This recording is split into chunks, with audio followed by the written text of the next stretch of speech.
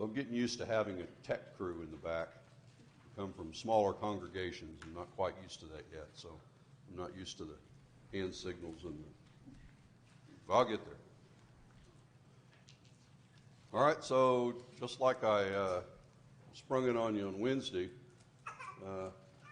show of hands, how many people filled out their little spaces in the book this week? Studied with their spouse? Studied with their kids? Young kids, old kids, doesn't matter. Study with your kids. We're going to talk about something a little sad today regarding God and his attitude towards man, but more importantly, man and his attitude towards God. And also, before we get into this, show of hands, has anybody ever gone to the Ark encounter? Okay. Not too many. While we don't support the doctrine that they teach, it is certainly something interesting to look at. The Ark is an amazing story, and so let's get into it. So the clicker I'm supposed to have, there it is.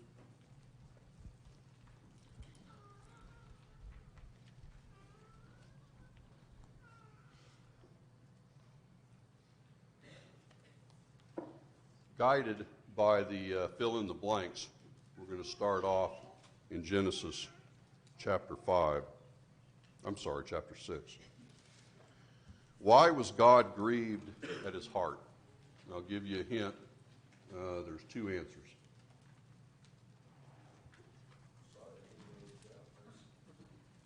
What was that?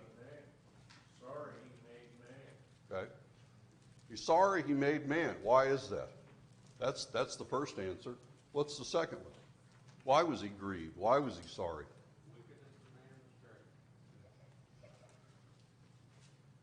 Wickedness, evil, violence. I mean, how succinct can you get when he says that every thought in the heart of man was evil, full of wickedness, and there was violence throughout the earth? Are these people supposed to be any different than we are? These are not grunting cavemen. These are not unintelligent life forms. These are men and women just like we are. So, he says that he's going to destroy man. But who found favor? Of all of the people on the earth, and I believe at that time there were Lot. Who found favor with God? Okay. And what was said about him? Okay. He walked with God. Perfect in his generations. I'm not really sure exactly technically what that means, but I've read enough commentaries to try to see if I can portray that. He had righteousness in his heart.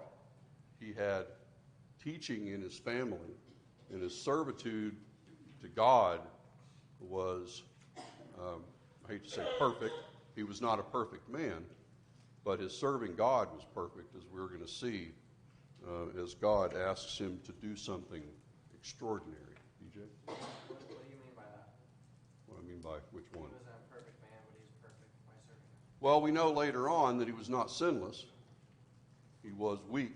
He had weakness.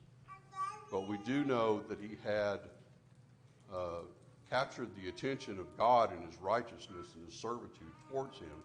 Some commentaries seem to think that his family lineage had not been corrupted by the daughters of Cain or whatever. I mean, I'm sorry, not daughters of Cain, but those that are ungodly.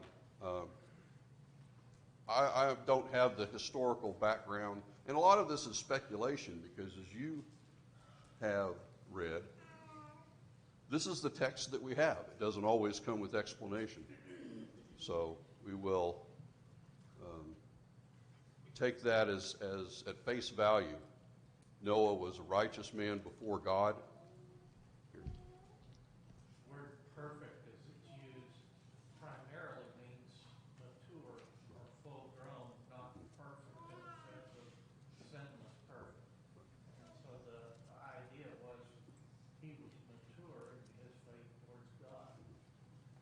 Complete. Perfect is used as complete or mature. And Noah was that, as we're about to see as he demonstrates. So, Noah had 3 sons. Everybody know who those are? Ham, Shem, and Japheth. Japheth is actually the oldest, I believe. Which of these is through which of these does the lineage of Christ appear? Through Shem. Probably why he was mentioned first. So what is the length and the measurements of the ark that God has asked Noah to build? 300 cubits by 50 cubits by 30 cubits. What's a cubit?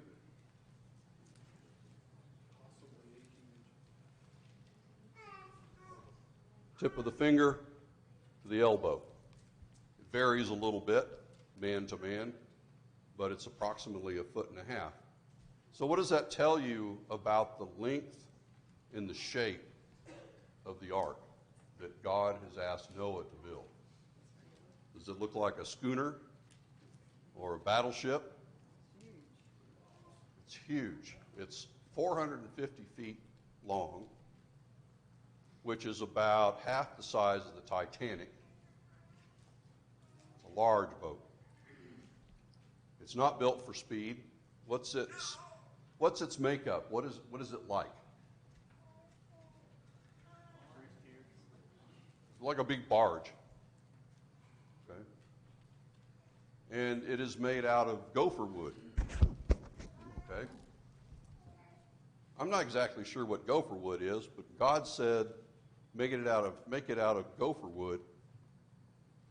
Noah knew what he meant. So let's discuss very briefly the concept of God's authority. Did God have to tell Noah what not to make it out of? What else did he do? What else did he tell Noah to do to the ark? Pitch. What is pitch? It's effectively tar.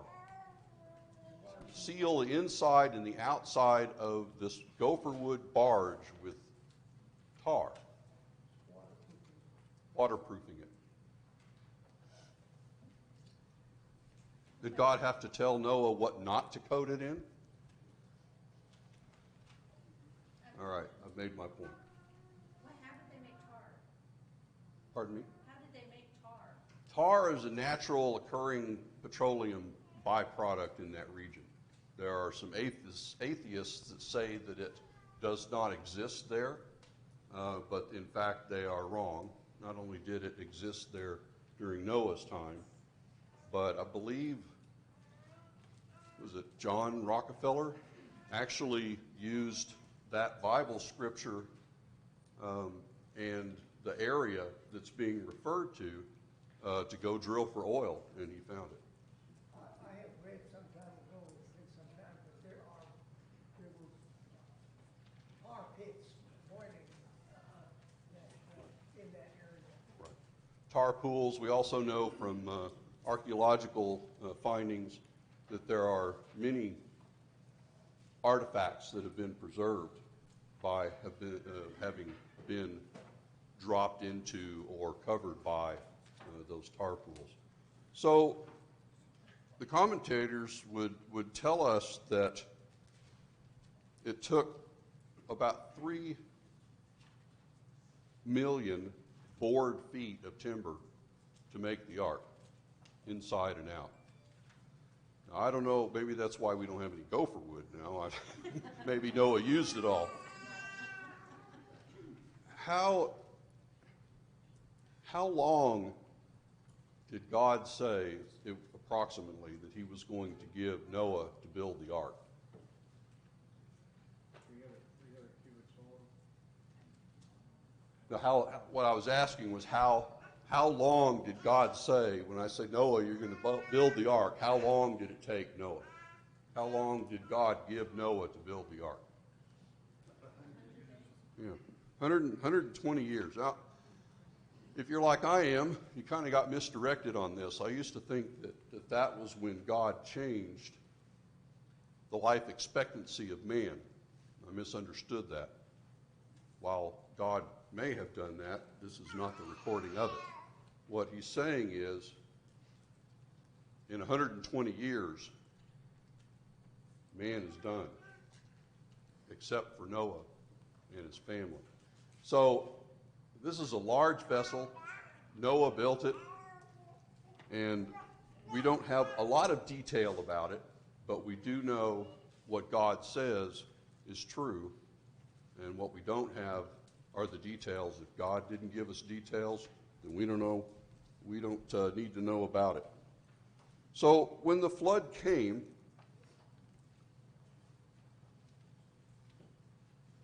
was it just rain? I mean, we know what rain is, right? I mean, we have toad chokers here, so it rains like crazy here. But that's not what we're talking about. What else occurred to cover every square inch of this earth? The firmament, the heavens were opened up and poured out water. The deep opened up and poured out water.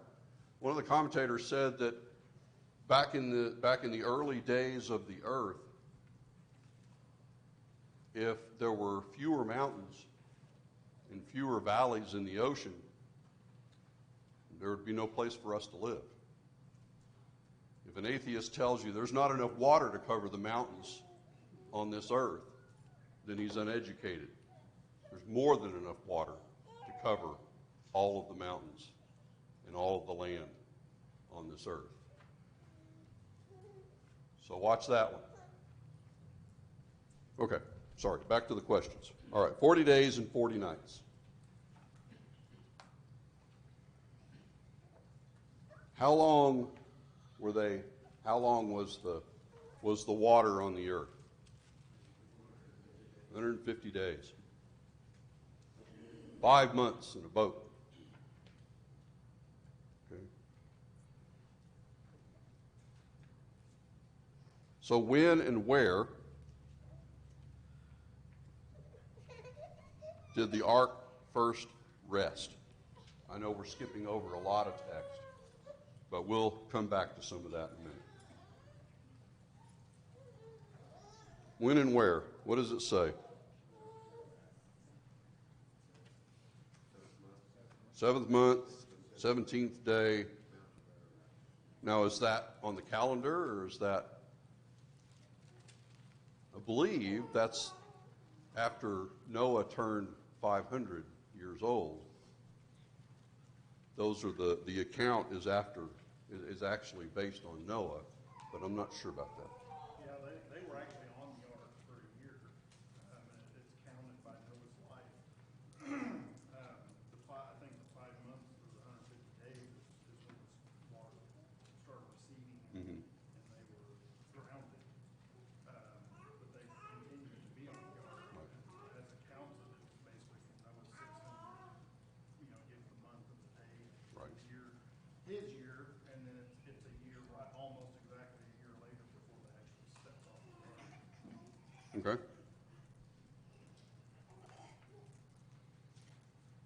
So where did the ark rest whenever the waters were receding? Okay, Mountains of Ararat. Anybody know where that is? Yeah?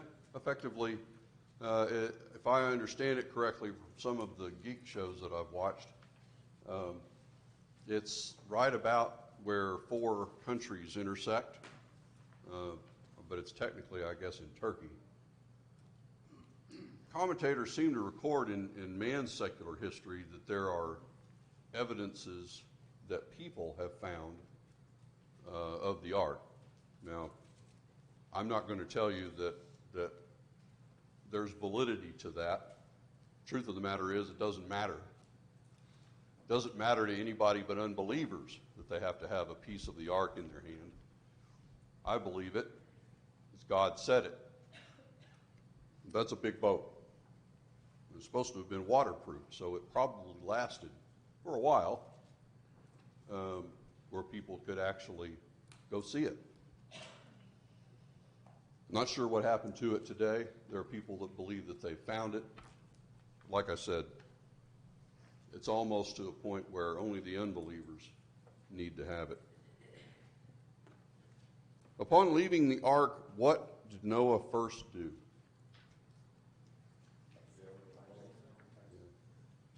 Why would he build an altar?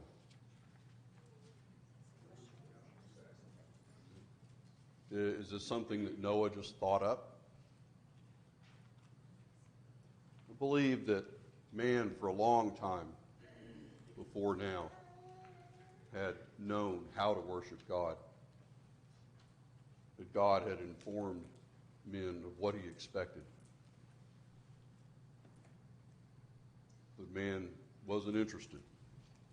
Noah was considered righteous. And he was the one who built an altar. And what did he do on the altar? He made animal sacrifices, Larry. For every Clean animals. We see the clean and the unclean. Even though the law of Moses has not been obviously put into effect yet, God has told man what is clean and unclean. All right? What else did God tell Noah? At least that we have recorded. Eat of anything except blood. Why is that? Life is in the blood.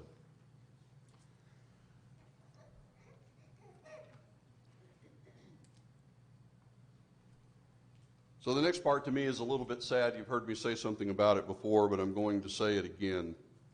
I think it is at least offensive to me that modern day representations of the rainbow don't mean what they should mean. What does the rainbow mean in Genesis? What is it? It's the symbol of a covenant between God and man. And what does that covenant promise? God will not destroy the earth by water ever again. By water. Don't forget that part.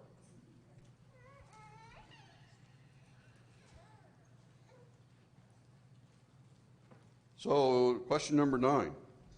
Jebusite, the Amorite, the Hivite, descended from whom? Canaan. The author put this question in here not because it's vitally important, but he wants you to study. He wants you to go through all of those nations and understand that the nations came from these 4 men, these 4 families. Or at least the 3, if you want to call it that, Ham, Shem, and Japheth. So, question 10. How many sons did each one of the men have? Japheth had 7. And where is that? 10, verse 2. Very good. Shem, how many sons? 5. And also Ham? 4. Okay. So the next section, because the author likes to review, we're going to go back and review.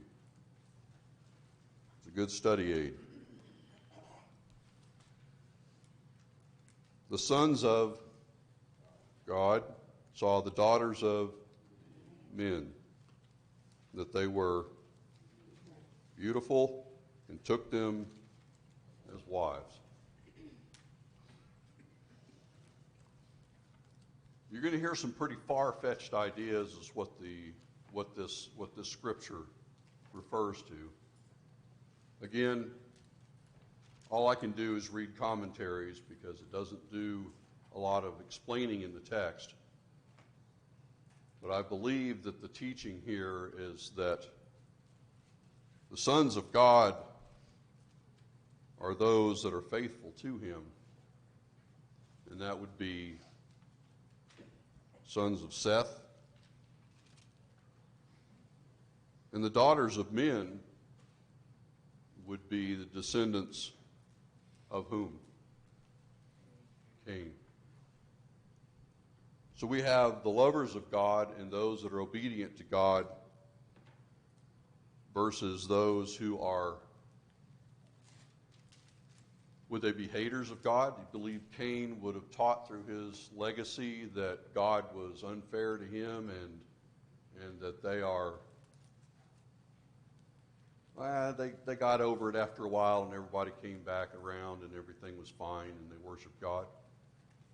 It seems unlikely. It seems as though descendants of Cain populated the earth with those who are maybe not even just unbelievers, but maybe even haters of God.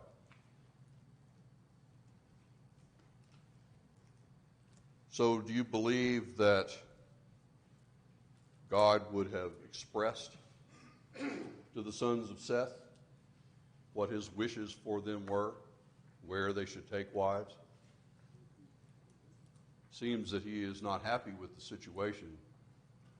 And since he is not unfair, I believe they may have been taught by God where they can find wives. Because we know that happened later, right? In the law of Moses.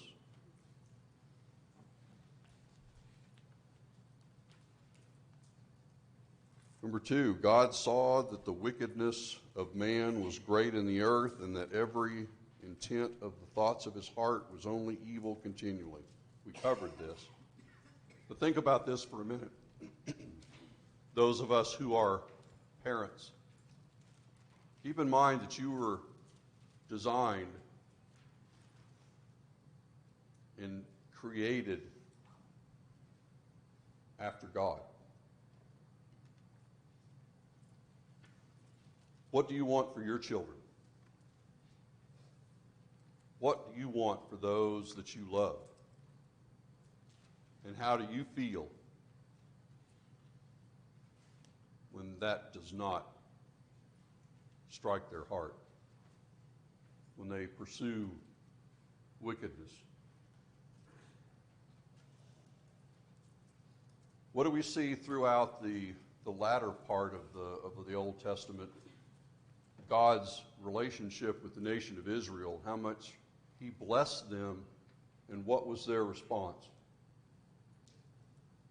What does he refer or liken his relationship to them as?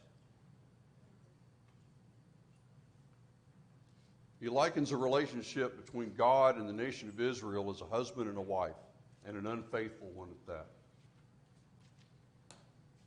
Graphically, he describes how the nation of Israel, time and time again, generation after generation, is unfaithful to him, taking themselves into the street, worshiping other gods, and that is referred to as adultery.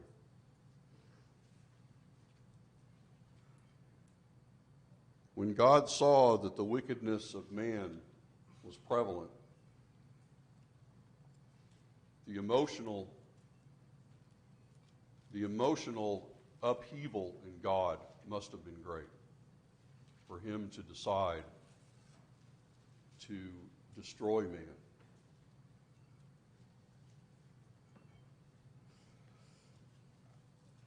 Number 3. We pretty much already covered that one, so we'll skip that one. Let's go to 4. How far above the mountains did the water prevail? 15 cubits. Is there any indication that that would not be effective in wiping out everything that breathed air on the earth? And was there for such a period of time that nothing else could have lasted. God knew that. Unfortunately, in the Scopes monkey trial, this was not remembered. God did not say that he would destroy all the fish and everything that breathed water, only the things that breathed air. The men, women, beasts of the field, everything that creeped and crawled, as the King James refers to it, I believe. But not the fish. Saw an article yesterday that they have found some very interesting artifacts in the stomachs of crocodiles and alligators that they've harvested, some of them many years old. And of course, it's speculation as to how they got there. But there are indications from a lot of the creatures that we see in the ocean that their design has been there for a long time.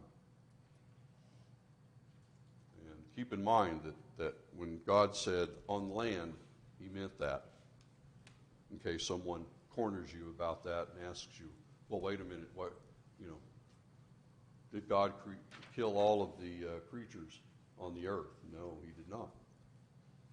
Only the ones that breathe air. So when were the mountains? This is a trick question because I got this wrong and I had to erase it. On number 5, on the what day of the what month the tops of the mountains were seen? First day of the 10th month. Where is that found? 8:5. Because I got that one wrong. It's a little baffled me a little bit there for a minute. Wrote it down wrong and had to fix it.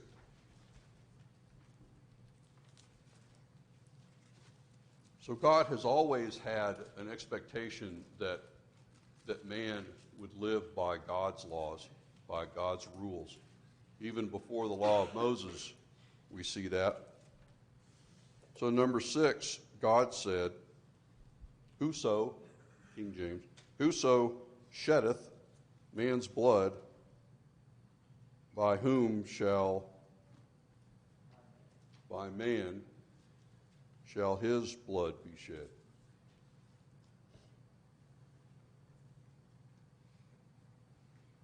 Today there's if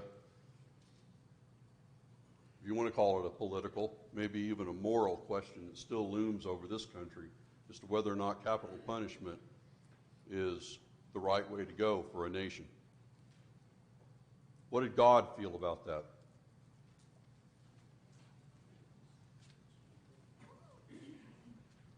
And pointed out the expectation by God for the nation of Israel to go in and wipe out certain nations before them, so that the sons of God would not be taught by, contaminated by, and ruined and tempted by the nations of heathens that worshipped other gods and did other practices. God wanted these nations wiped out, and the nation of Israel didn't do it.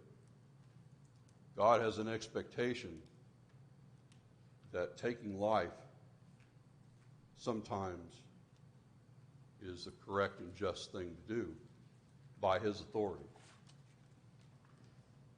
He has done it. He has given to nations the right to do that in the historical record. So it shouldn't surprise us that here he's teaching man, in your society, this is what I consider to be justice.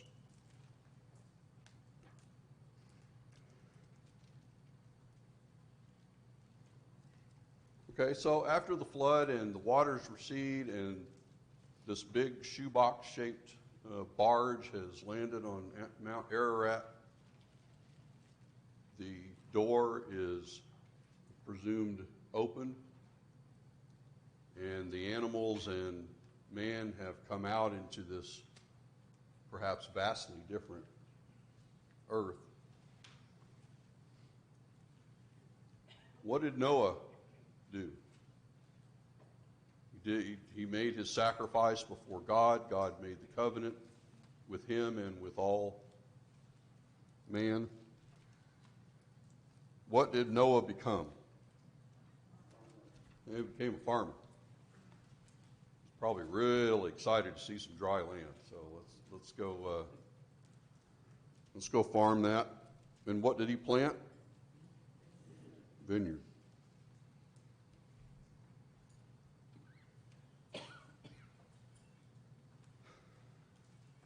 Let's skip ahead. Got about 10 minutes left.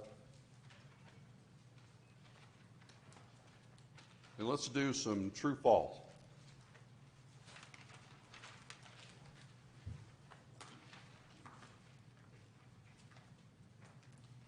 Before we get to that, does anybody have anything over what we've covered that they want to bring up? We've covered a lot of material. I know that there's a lot of detail in Genesis, and there's a lot of the story that we don't have recorded that a lot of people are confused about today. I was sitting there thinking about that yesterday, and the percentage of the population on this earth that holds to God's truth, as we see, there are something like 220 civilizations in the past, and 95% of them refer to some cataclysmic event like a flood and talk about a boat. And those maybe even to the degree of saying that there were 8 people that were saved on that boat. But as we go farther in history here, we see a smaller and smaller percentage of those who would believe the rest of the Bible and that those things are true. We do.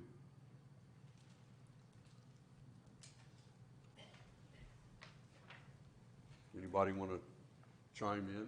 Well, just his planning, where he had more clean animals on the boat than non-clean, so because that's going to be the food source in the future, and how there were 7 of them, and then he takes one of them to sacrifice, just how the ultimate planning of the whole thing. There's a lot of curiosities about the ark.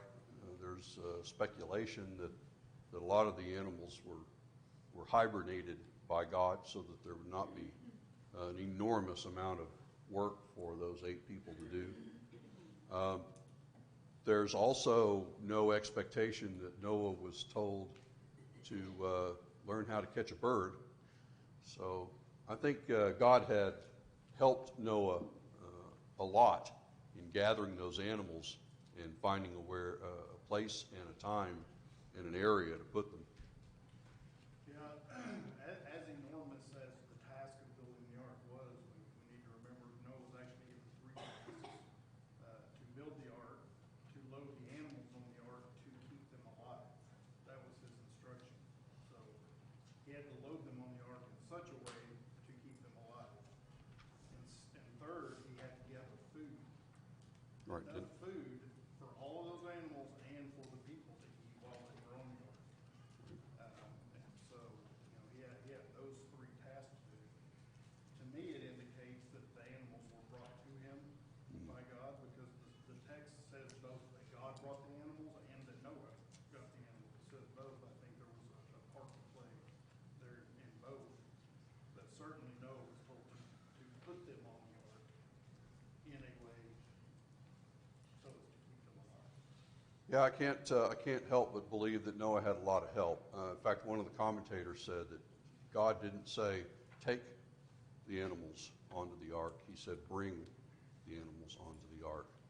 That God was there and active and helping him in that. We know that We know that the door was shut by God, and that would signify that whatever he was going to accomplish had been accomplished in gathering the right number of clean and unclean animals, the food required, whatever else was necessary to stay afloat for that long.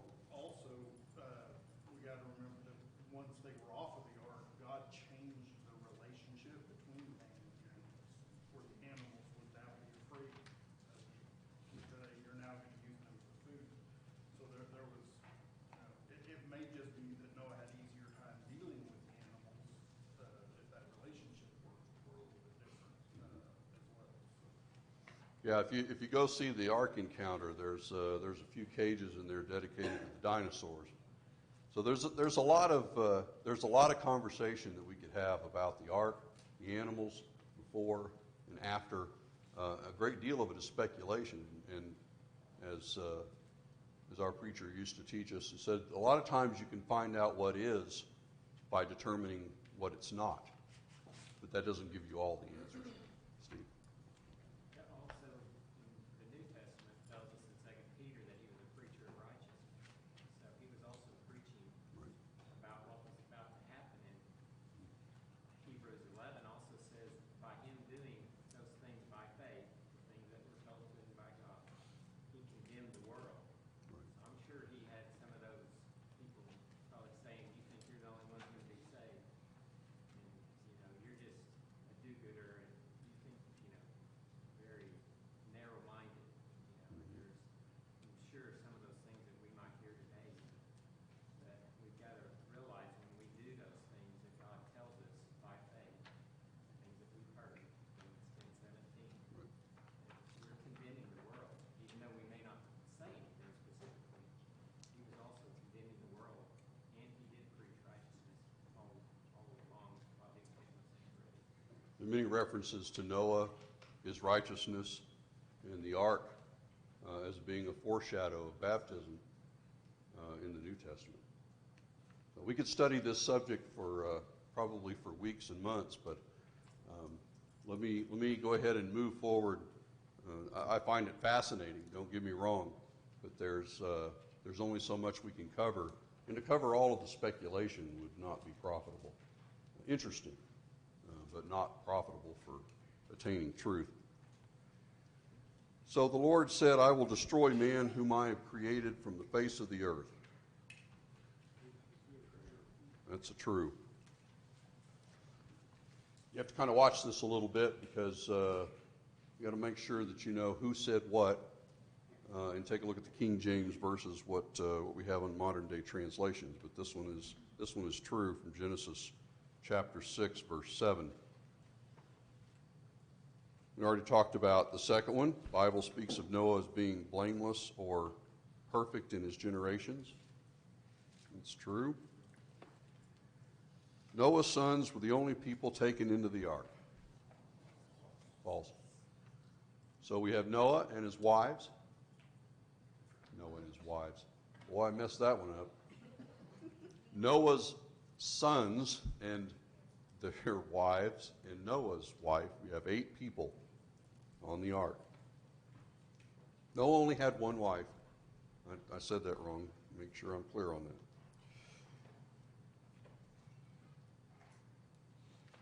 Let's see number 5. This one gave me a little bit of heartburn, so let's see if we can get this one answered. Noah sent a bird out of the ark 4 times. Is that true? So the first time he sent out a raven and, is that right? Did he send the raven out alone the first time? Or did he send 2 birds out the first time? I was confused by that one. So I had 3 plus 1. 2 minutes. Done. Wow, time flies. We printed off days, Wednesdays, and Sundays. We're taken together. So Okay, great. all 3 years together. Okay, great. By then, it'll get you to at least that Sunday. If you don't have them, Okay? There's 50, so I think that should cover it. Okay, if you don't have a book, please pick up the printed out questions and study with your family. We'll pick this up on Wednesday, one way or the other. Thank you.